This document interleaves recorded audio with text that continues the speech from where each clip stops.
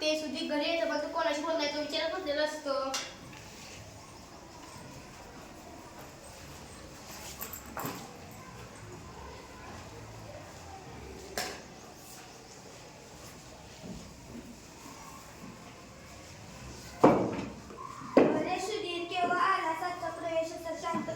आजोबा काव्य प्रतिभा वाढवा म्हणजे काय हो? तुला कोणी सांगितले?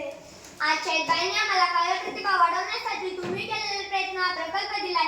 मला करता न आलाय. अरे फार सोपं आहे ते. कविता करण्याची, समजून घेण्याची आपली आकलन शक्ती वाढवणं म्हणजे काव्य प्रतिभा वाढवणं. त्यासाठी तू प्रयत्न करायचे हे सांगितले बाईंनी. पण मी हे कसं करू? अरे तू काळजी करू नकोस. यासाठी आपण सगळेजण मिळून प्रयत्न करू. म्हणजे तुझी काव्य प्रतिभा वाढेल आणि तुला कविता आपल्याला समजेल. तुम्ही हो काय प्रयत्न करणार? आपण आजपासूनच कवितेचे संभाषण करायचं. प्रत्येक कागदावर उतरून घे आणि त्याला कविता समजेल. सुधीर हातपाय धुवा आणि दूध घे. आजी मग मी पान पेन घेतो. आता आपण सुरुवात करू. आजी दिवाण होते मोठ्याने सुरू करते म्हणते.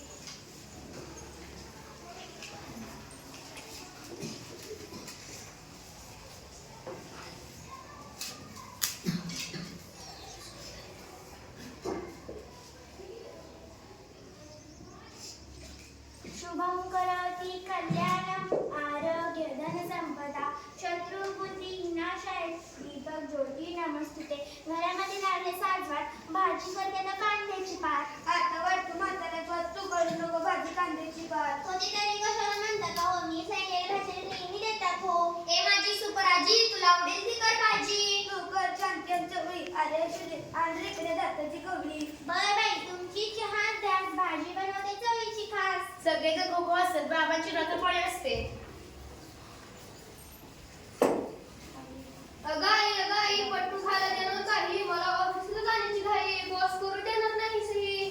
कसली काही सही. आजीनं दिलं चपाती दही. काय बाई कवितेची कमाल. बोलताना हसता तोंडावर रुमाल. आता घराचा सोडा पास. ऑफिसला तर सावकाश. बाबा ऑफिसला जातात. आजोबा फिरायला निघतात. मला ज्या कार्टूनच्या पडद्याचं जोडून ते तुटलेलं बघतं. तुम्हाला तर काही समजतच नाही. तोडून ठेवता काही ना काही. आई तुम्ही बाबांवर चिडू नका आणि रागाचा सोडा आहे का? म्हणे रागाचं सोडा आहे का? कामाचा काही मी घेतलाय ठेका. शिवणकाम शिकलीस पण बक्कल लावला चुकली. चिट्टा का हो माझ्यावर माया करावी सर्वांवर. तुम्ही आता नका भांडू. भांडण ऐकून ऐकलं लहान तोंडे मोठा घास तर आपल्याला भाजीचा सुटलाय वास. सुधीर रुसतो तेवढ्या ताई येते. तिला हे वातावरण नवीन वाटते. विशेष मला खो खो असते सगळी येते. बरं का आजोबा भाजी दूर करून स्वीटची नाराजी करते. माझ्या तो भाजी आई आहे का घरात मिठाची सोजी तुला हवी कशाला? लाडू खाते आणि बशी ठेवते उशाला. चला सगळे जेवण करू. चवीच्या भाजीवर ताव मारू. सगळेजण एकत्रित मिळून जेवण करतात.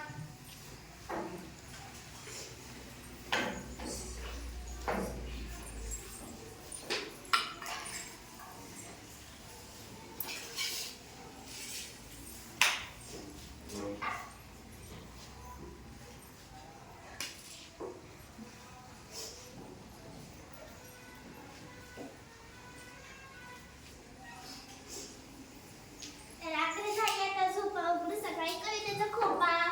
सर्वजण झोपतात.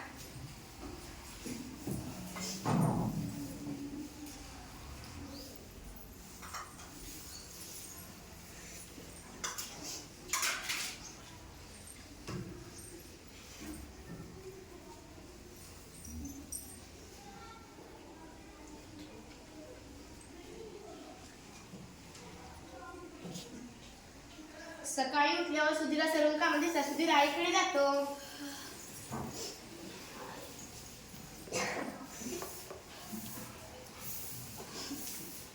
सूर्य उगला चिमण्या उडाल्या सगळ्यांच्या अंघोळ झाल्या. हवा सुटली गारगार अंघोळीचे पाणी गरम फार. पटकन नाश्ता कर चटकन. झालाय उशीर तुला झटपट आवडला.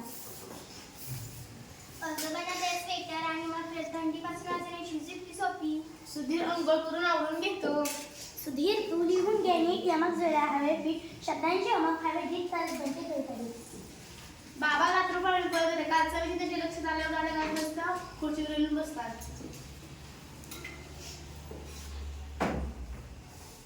कामाचा आला आता कंटाळा. आधी थोडे पाणी टाकून वाळा. कणिक तुम्ही नंतर मळा. अगोदर शिऱ्यासाठी रवा चाळा.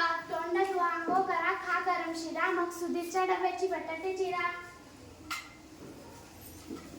सुधीर आवाज दप्तर टापटीपणा दरोशी. आजी आई खूप छान. मला नाही कशाचीच मान. त्यांच्या वाचून आले ना पान. बस झालं आजोबा होकार दर्शनात बाबा सुद्धा येऊन पुस्तकं देतात. बस झालं कवितांचा पाऊस अशाने थोडीच पूर्ण होणार आहोत. हा घे थोरांच्या कवितांचा माळा वाचून लागे तुला कवितांचा लळा. सुधीर पुस्तकावर स्वतः जीवन होऊन करणाऱ्या सर्वांना एक प्रकारचे समाधान दिसते.